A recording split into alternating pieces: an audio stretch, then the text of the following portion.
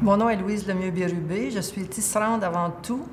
Je crois qu'avec le temps, je suis devenue une artiste du textile. Je fais des œuvres murales principalement et je présente très souvent des personnages. En fait, ma vision que j'ai des autres et ce que je vois quand je regarde les uns les autres.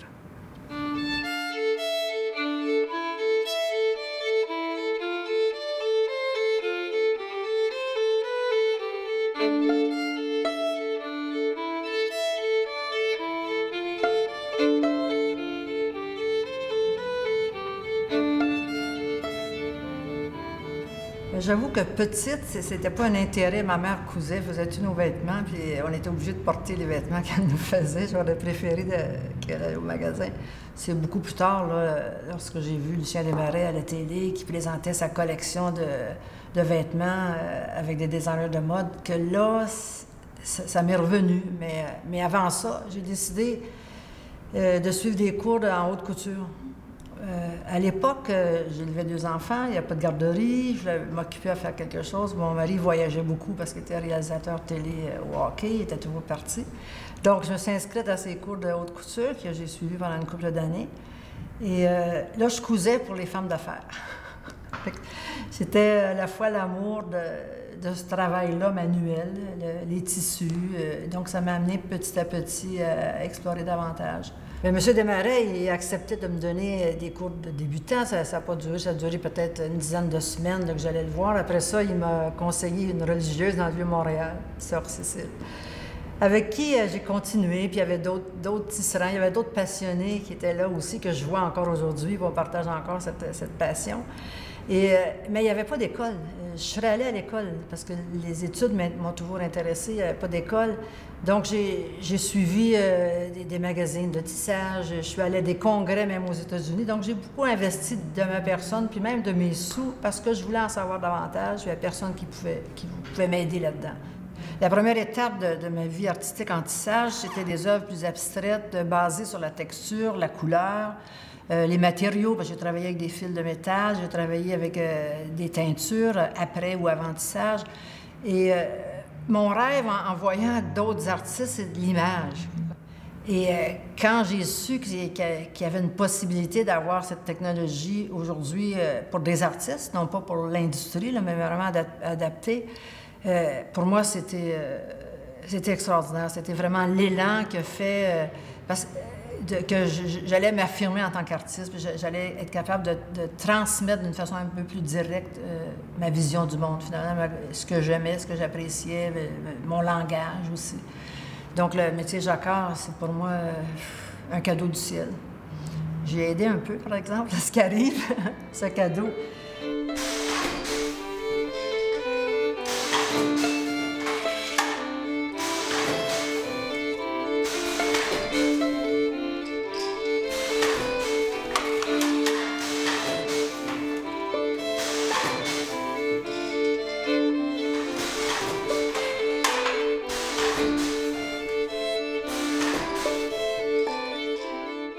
Pour faire du tissage, ça prend un esprit à la fois méthodique, peut-être scientifique, puis un esprit créateur.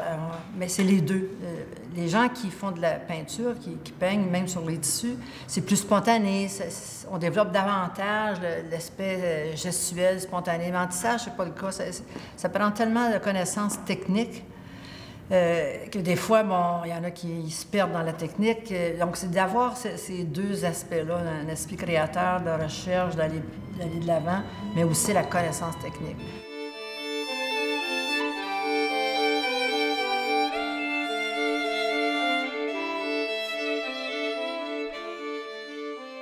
Un bon ami à moi me dit, il était photographe, Ronald Arabelle, il était photographe des grands ballets canadiens au début des années fin 70, début 80. Puis il dit, j'ai la photo de la dernière scène d'À Vinci. Donc les danseurs, le haut du corps, c'est exactement comme ce qu'on les voit à table, mais évidemment, ils étaient debout. Fait que là, il me dit, si ça te tente, je te donne les droits de l'utiliser, de faire une œuvre. Ça m'a intéressée parce que ça représentait tellement de choses pour moi. Ça représentait vraiment toute cette liaison entre les artistes. Donc, un peintre, Da Vinci, évidemment les danseurs, il y avait le photographe qui était Ronald Labelle, puis il y avait moi comme artiste textile, et puis le chorégraphe qui avait pensé à cette œuvre-là. J'ai dit, il faut que je la fasse parce que ça fait vraiment la réunion de tout ce que je pense. Donc c'est une œuvre majeure pour moi en tant qu'artiste, puis aussi dans mon médium, là, dans ce tisser des photos, finalement. C'est une œuvre, puis cette collaboration entre tous ces artistes, c'était vraiment ce que je recherche encore aussi. J'aime la solitude, mais c'est aussi en contrepartie, j'enseigne, j'ai fait de la politique, j'étais très publique. Une grande partie de mon travail, c'est toute la préparation. La programmation. Et quand j'ai commencé à travailler avec les gens, avec les danseurs autant qu'avec la série Aimez-vous les uns les autres, pour moi, c'est aller vers les gens. Les danseurs, les artistes, finalement, à travers les danseurs, ce qui m'intéresse, c'est bien sûr le visuel qu'on voit, mais au-delà de ça, c'est le travail. Le travail des danseurs, les voir travailler, les voir se réchauffer, les voir en position des fois extrêmement difficile, périlleuse.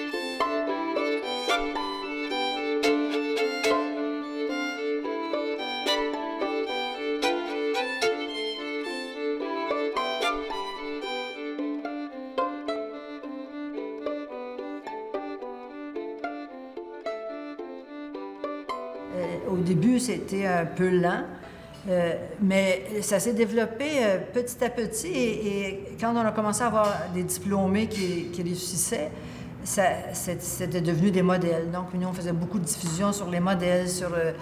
Et aujourd'hui, bien, on a doublé à chaque année notre nombre d'inscrits au programme. Puis on a, professionnellement, on en a sur le marché qui gagnent leur vie avec ça. Donc, pour moi, c'est ma plus belle... Je trouve que c'est aussi de la création. C'est de la création dans un sens, bien, créer une organisation qui permet de continuer. Et j'ai voulu aussi faire de cette école, je dis tout le temps à mes étudiants, c'est pas la mienne, c'est pas la nôtre, les administrateurs, c'est la vôtre. Et elle va devenir ce que vous voulez en faire, avec votre passion aussi.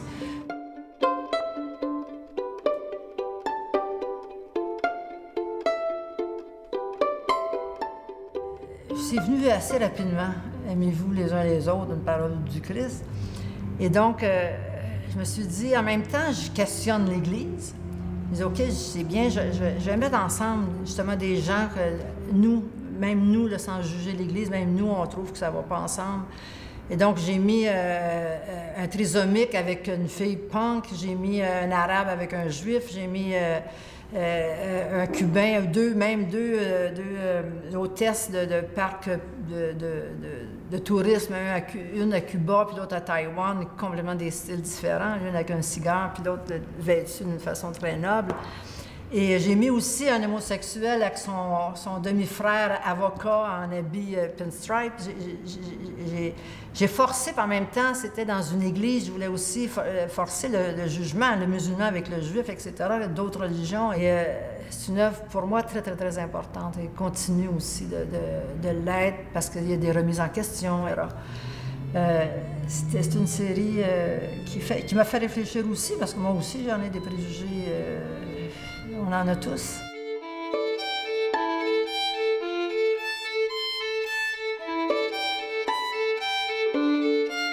J'ai ouvert le chemin, je crois, pour plusieurs artistes, pour ce domaine qui était peu connu. Le tissage n'a jamais été intégré aux arts, aux beaux-arts. Et là, tout à coup, à travers le monde, il y a maintenant un intérêt certain pour ce travail. Donc, je fais partie de ces gens qui ont cette passion et qu'on m'invite peut-être mon âge, le fait que j'étais une des premières à le faire, en tout cas de la façon dont je le fais.